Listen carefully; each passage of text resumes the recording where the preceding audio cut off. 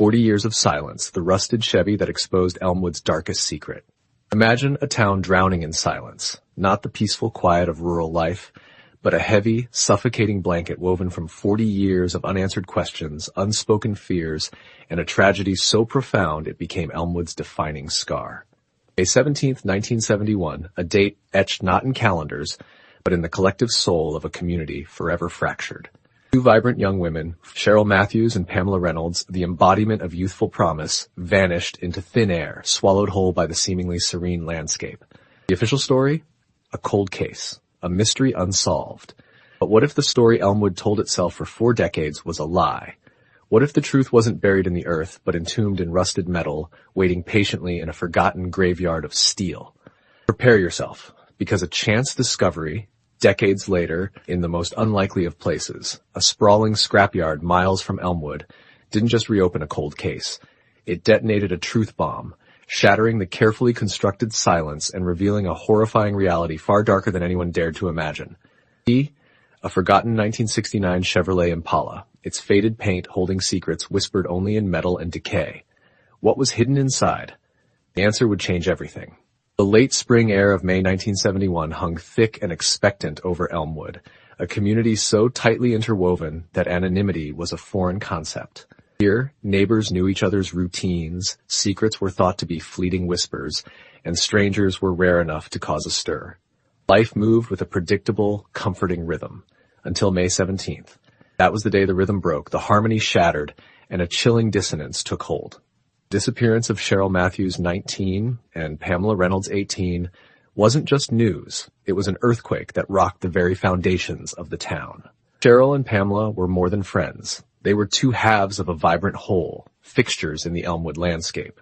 Cheryl, the daughter of Margaret Matthews, a respected local schoolteacher, crackled with energy. Her mind was quick, her wit sharp, and her dreams stretched far beyond Elmwood's borders. She yearned to be a journalist. Her constant companion, a small dog-eared notebook where she meticulously documented the pulse of the town, its quirks, its characters, its hidden currents. She saw stories everywhere. Pamela, working part-time at her father's familiar hardware store, possessed a quieter strength. More reserved than Cheryl, she had a gentle determination, with plans mapped out for community college in the fall, a steady path forward. They were the town's daughters, their futures seemingly as bright and open as the Elmwood sky. The morning they vanished began with the deceptive cloak of normalcy. Margaret Matthews recalled Cheryl breezing out the door, radiating her usual optimism, mentioning plans for a morning coffee with Pamela at the old-fashioned local diner, a hub of town life. It was a routine, unremarkable start to a day that would become anything but. Hours passed. Noon arrived, the sun high in the sky, but Cheryl and Pamela did not return. A trickle of unease, initially dismissed, began to morph into a gnawing worry. By mid-afternoon, that worry had ignited, spreading like wildfire through Elmwood's narrow, tree-lined streets, leaping from house to house, phone line to phone line. Sheriff Robert Kilmer, a man whose weathered face reflected 20 years of navigating Elmwood's unique dynamics, was the first to officially acknowledge the rising tide of fear. He was a veteran lawman, steady and methodical, deeply understanding the delicate ecosystem of a small town where everyone knew everyone. "Something's not right," he stated gravely to his young deputy, Frank Morrison, the words heavy with unspoken premonition. This wasn't just two teenagers running late. This felt different, older. The initial search unfolded with practiced procedure, yet underscored by a growing sense of urgency. Kilmer and Morrison began tracing the girls' last known movements, the walk towards the diner, perhaps a detour. They checked known hangouts, the park by the river, the dusty back room of the record store, the secluded lover's lane just outside town limits. Local businesses were questioned. Had anyone seen them? Did they make it to the diner? Who saw them last? As the sun dipped below the horizon, casting long, eerie shadows across Elmwood, the community's initial concern curdled into something darker, more primal, fear. The disappearance was no longer a possibility. It was a terrifying reality. Spontaneously, search parties formed. Neighbors, farmers, teachers, shopkeepers. The fabric of Elmwood itself mobilized. Armed with flashlights that cut feeble beams through the encroaching twilight, maps, and grim determination, they fanned out, combing through the dense surrounding woods, traversing sprawling farmlands, their calls of "Cheryl! Pamela!" echoing unanswered through the trees. They peered into abandoned barns and dilapidated buildings on the town's periphery, hearts pounding with a mixture of hope and dread. Volunteers brought hunting dogs, their sensitive noses tracing scents that frustratingly dissipated. Calm, picturesque facade of Elmwood cracked wide open, revealing the raw, collective anxiety throbbing beneath. In the vacuum of concrete information, speculation and rumor rushed in to fill the void. The town's informal communication network, the gossip mill, kicked into high gear, operating with frantic efficiency. Whispers circulated like insidious vines. Some spoke of a rough-looking drifter seen camping near the old bridge weeks earlier. Had he returned? Others recalled unsettling anomalies. A mysterious, unfamiliar car parked on deserted back roads late at night, its engine idling ominously. Strange, unexplained sounds drifting from the woods after dark. Theories, each more elaborate and terrifying than the last, were spun, dissected, and respun in hushed tones over garden fences and diner counters. Was it someone passing through? Or, the most chilling thought, was it someone from Elmwood? Amidst the swirling vortex of fear and conjecture, one name began to surface with increasing frequency: Thomas Garrett. Garrett lived on a sprawling, somewhat neglected farm on the outskirts of Elmwood, a man deliberately apart from the community's social web. In his mid-50s, he was a reclusive figure, known for his taciturn nature and general avoidance of social interaction. His reputation was colored by past minor infractions, disputes with neighbors over property lines, a few loud confrontations fueled perhaps by alcohol or simmering resentment. He was different, kept to himself. In the charged atmosphere of Elmwood, this perceived otherness made him an easy lightning rod for suspicion. He fit the profile of the unknown threat people desperately needed to identify. Sheriff Kilmer, obligated to follow every potential lead, however tenuous, brought Thomas Garrett in for questioning. The interrogation room at the small police station felt charged, the air thick with unspoken accusations. Kilmer, employing his years of experience, pressed Garrett, probing for inconsistencies, searching for any flicker of guilt behind the man's stoic, almost unnervingly calm demeanor. But Garrett remained steadfast. He denied any knowledge of the girls' whereabouts, any involvement in their disappearance. Crucially, he had an alibi for the critical hours of May 17th.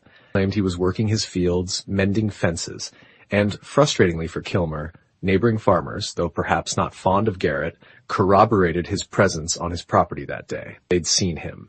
There was no history of violence, no prior connection to the girls, nothing concrete to link him directly to the vanishing. Despite intensive, hours-long questioning, Garrett walked out of the station, leaving Kilmer with a gut feeling of unease, but no tangible evidence to hold him. Suspicion lingered, a shadow clinging to Garrett, but legally, the trail went cold. For the families of Cheryl and Pamela, the days bled into weeks, each dawn bringing not hope, but a renewed, sharper agony of uncertainty. They bore the crushing weight of the unknown in starkly different ways. Margaret Matthews seemed to shrink, becoming a pale shadow of her former self. Her life became a vigil, alternating between frantic bursts of desperate hope, clinging to any flimsy rumor, and long periods of paralyzing grief that left her unable to function. She would spend countless hours sitting by her living room window, her gaze fixed on the empty street, as if sheer force of will could conjure Cheryl back into existence, walking up the path, notebook in hand. The Reynoldses, Pamela's parents, channeled their anguish into relentless action. They became tireless warriors in the search for their daughter.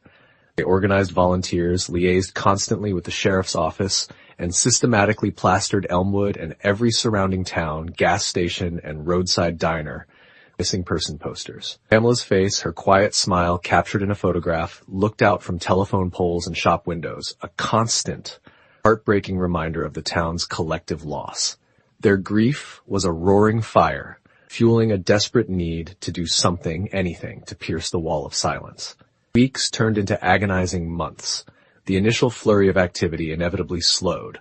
The FBI, briefly involved due to the possibility of crossing state lines, assessed the situation, found no federal jurisdiction triggers, and scaled back their resources, leaving the burden squarely back on Sheriff Kilmer's small department.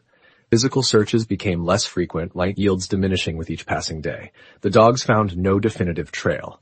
The woods offered up no clues. Hope, once a burning flame, began to dim, sputtering into faint, fragile embers. Elmwood, slowly, painfully, began the process of learning to live with the absence, the gaping hole left by Cheryl and Pamela. It became a phantom pain, a constant ache lingering just beneath the surface of everyday life, a wound that refused to fully heal. By 1972, the case of Cheryl Matthews and Pamela Reynolds had officially gone cold. Files were relegated to dusty cabinets, the leads exhausted. The girls became ghosts, haunting Elmwood's memory, their names invoked as a cautionary tale whispered by anxious parents to their children. Stark local legend warning of the unseen dangers that could lurk even within the perceived safety of familiar boundaries. Years scrolled by, relentlessly turning into decades. Seasons changed, Elmwood evolved, but the mystery remained, an immovable stone in the town's psychic landscape. Sheriff Kilmer retired, carrying the weight of his biggest unsolved case. Deputy Morrison eventually moved on. The families aged, their grief weathering their faces, settling deep into their bones. Margaret Matthews never truly recovered, the light in her eyes dimmed forever. The Reynoldses continued their quiet advocacy, ensuring Pamela was never forgotten, but the vibrant energy of their initial search had long since faded, replaced by a weary resignation. The town itself carried the unresolved tragedy like a collective scar, hidden sometimes, but always there. Younger generations grew up hearing the story, but for them it was history, a distant echo of a tragedy that belonged to their parents' or grandparents' time. Yet even for them, the names Cheryl and Pamela held a certain resonance. In the local diner over lukewarm coffee, or in the barber shop amidst the snip of scissors and old anecdotes, the disappearance would occasionally resurface. What do you think really happened to those girls? The question hung in the Elmwood air, unanswered. Persistent, melancholic hum beneath the town's daily rhythms, the hope of ever finding an answer dwindling with each passing year. Little did anyone in Elmwood suspect that nearly 40 years after Cheryl and Pamela vanished, deep within the metallic graveyard of a distant scrapyard, a chance encounter with a forgotten relic was about to shatter decades of silence and breathe explosive, new life into the town's coldest case. The secrets weren't buried 6 feet under. They were waiting, locked inside the rusting shell of a 1969 Chevrolet Impala. The scrapyard sprawled under the indifferent sky, a vast chaotic landscape of automotive skeletons. Row upon row of rusted hulks stood sentinel, vehicles stripped of purpose, their paint faded, chrome-pitted, interiors ravaged by time and the elements. Each dented fender, each shattered windshield, seemed to hold a silent story of forgotten journeys, accidents, and lives that had moved on. Amidst this metallic necropolis moved Harry Simmons, a man whose own life had found a strange solace here. At 68, Harry wasn't just whiling away his retirement. Restoring classic cars wasn't merely a hobby. It had become his anchor, his therapy, after his beloved wife Martha had passed away 5 years prior. Methodical work, sanding down rust, sourcing rare parts, coaxing dormant engines back to life, filled the empty hours and kept the sharpest edges of loneliness at bay. Weathered hands, stained with grease and history, knew the language of old steel. He moved between the rows with a familiar ease, scanning for potential projects for diamonds in the rough. But today, something felt different. A strange pull, an almost electric hum in the air drew him toward a particular corner of the yard.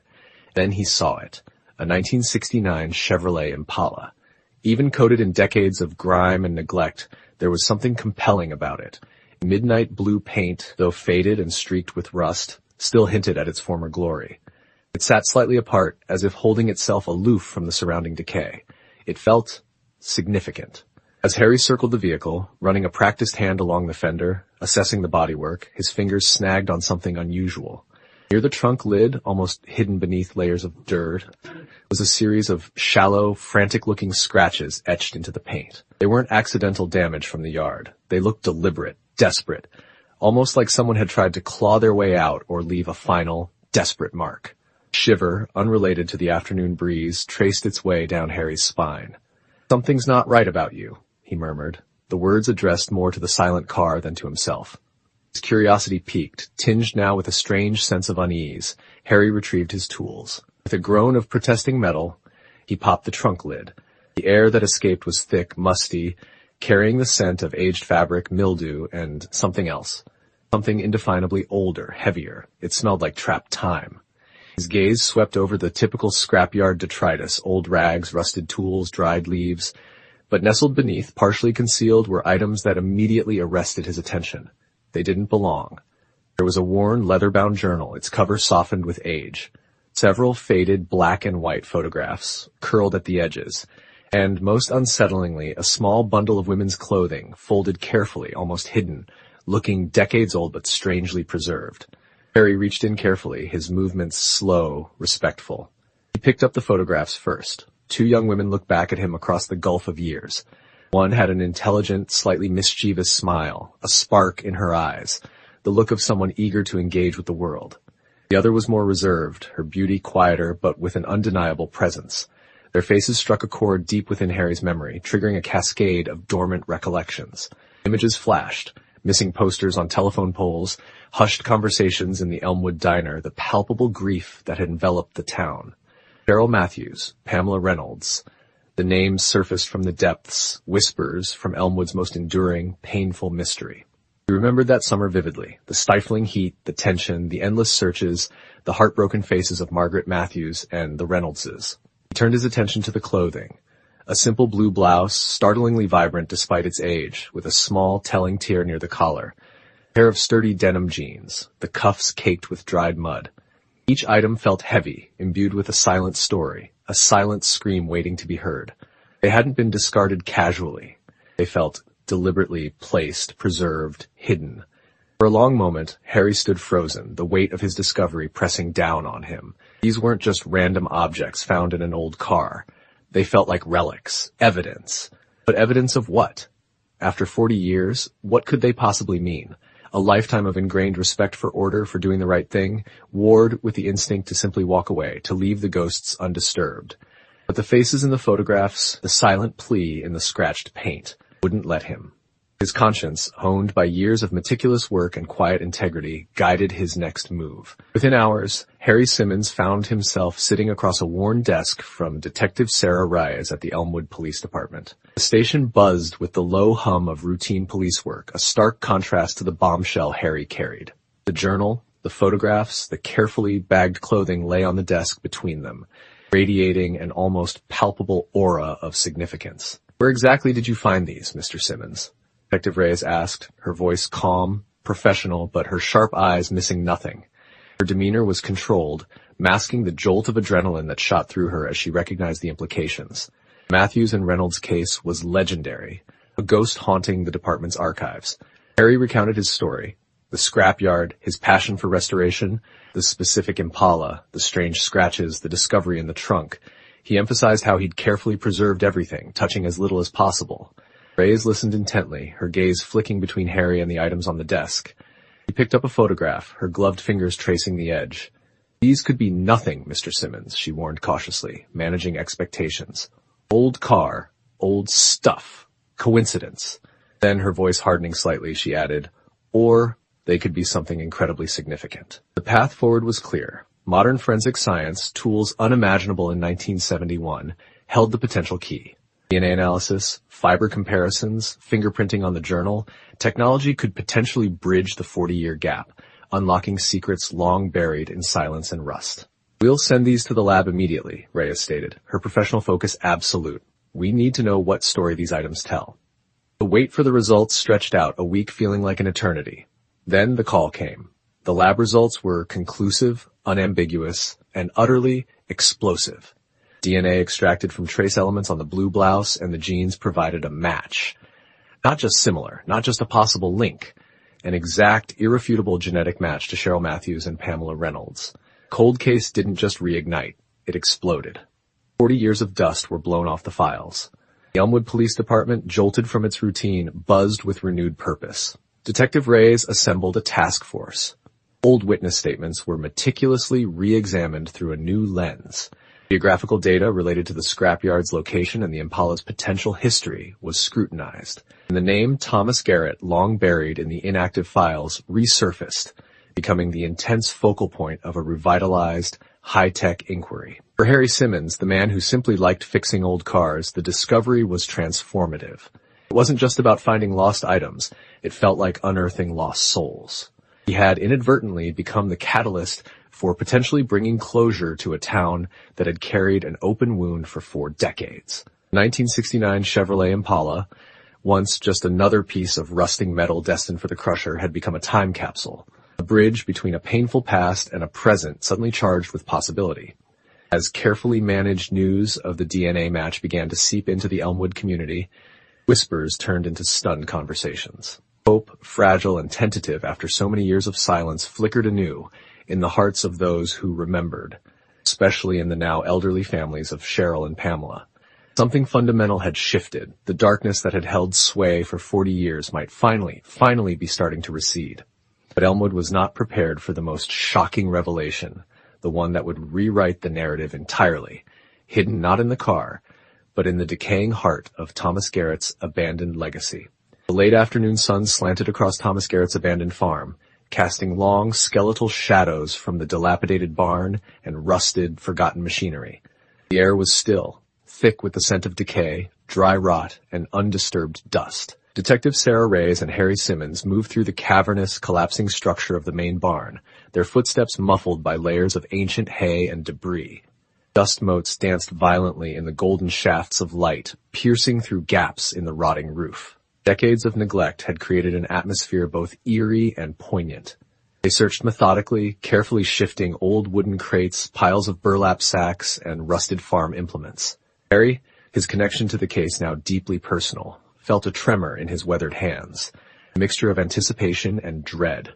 He moved aside a stack of brittle, warped planks near a crumbling support beam. "Sarah?" "Look," Harry called out, his voice raspy, breaking the oppressive silence. Wedged tightly between the rotting beam and a heavy cast-iron toolbox, almost invisible against the grimy wood, was a small yellowed envelope. It looked ancient, fragile. Sarah approached cautiously, her professional focus sharpening. Using gloved hands, she carefully extracted the delicate document, mindful of its age. The envelope was unsealed. Inside was a single folded sheet of paper. As Sarah carefully unfolded it, the paper crackled ominously. The handwriting was neat, consistent, yet bore the subtle tremor of fear or urgency. It was instantly recognizable from samples Reyes had reviewed in the old files, Cheryl Matthews' distinctive script. And the date, penned clearly at the top, sent a jolt through both Reyes and Harry. May 21st, 1971, 4 days after the girls were reported missing.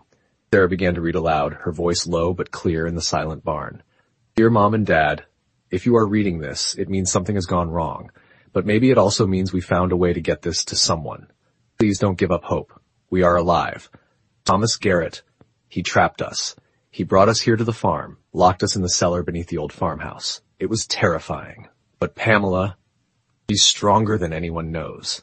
He found a loose stone near the door, worked at it for hours when he wasn't near. He managed to pry open the lock from the outside somehow while he was gone yesterday.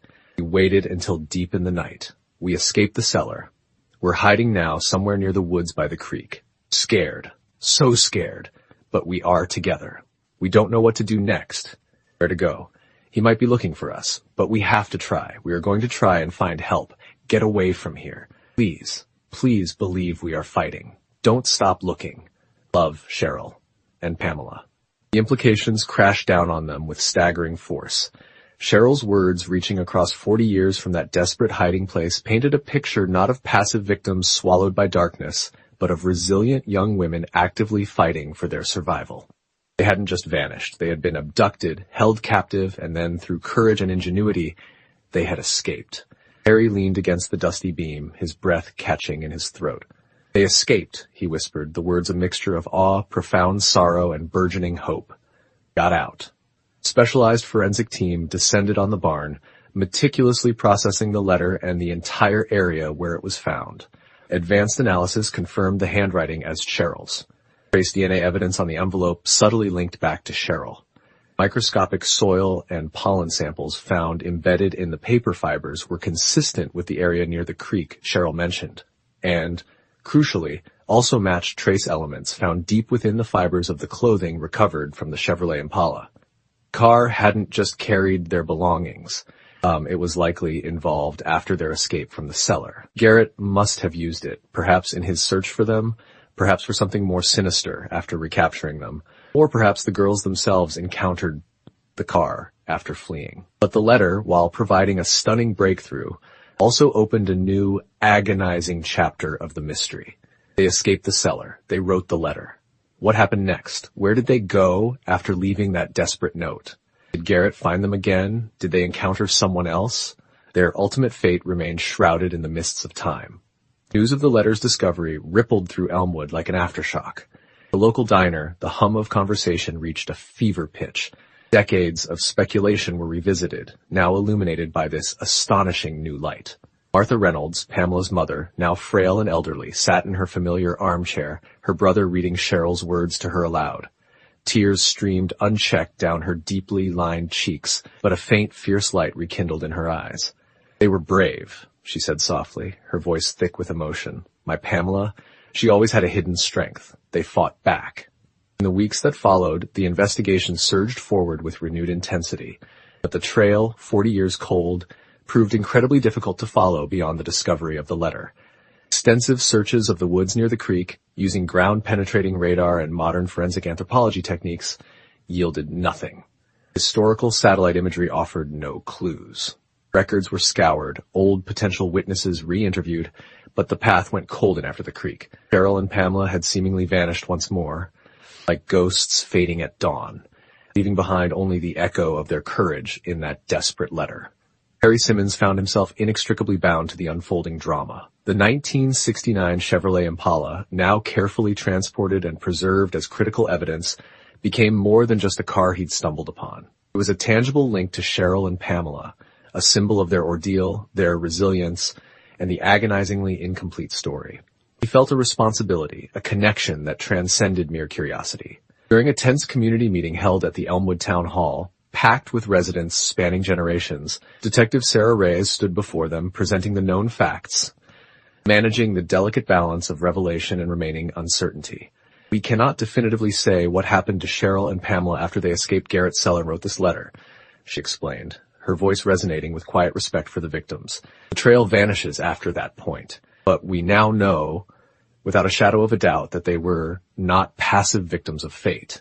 They resisted. They fought for their freedom. They survived their initial captivity, at least for a time." The revelation sent a complex wave of emotions through Elmwood.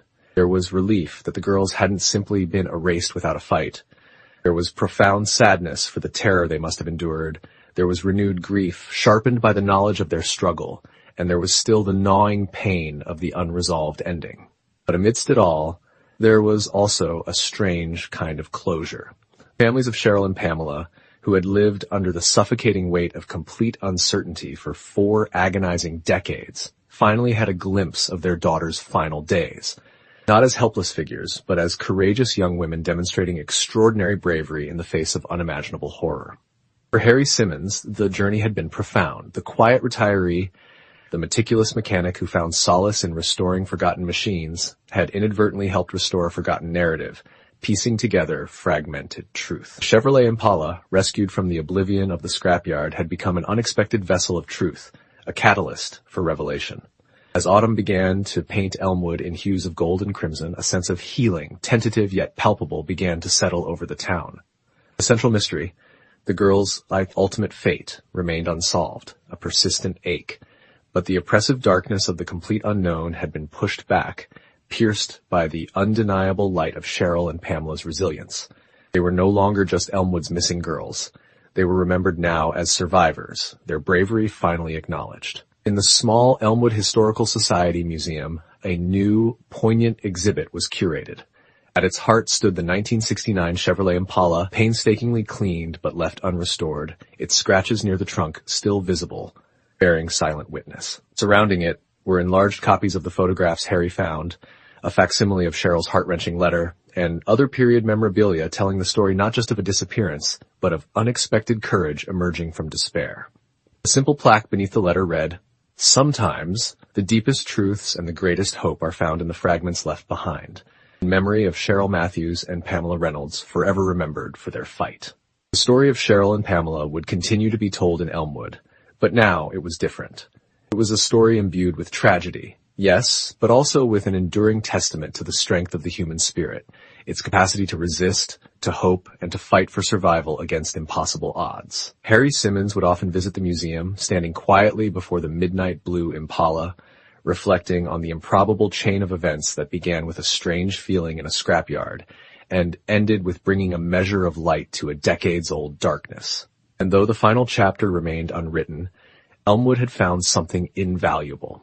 the enduring knowledge that even in the face of profound loss and lingering mystery, resilience echoes loudest, and hope, however fragmented, can ultimately prevail. The echoes of Elmwood's story remind us that mysteries can lie dormant for decades, waiting for the right moment, right discovery, surface. What do you think happened to Cheryl and Pamela after their courageous escape? Share your thoughts and theories in the comments below. If you found this exploration into the heart of a cold case compelling, please give this video a thumbs up, subscribe to the channel, and hit the notification bell so you don't miss future deep dives into baffling mysteries and unsolved cases. Your support helps us continue bringing these important stories to light. Thank you for watching.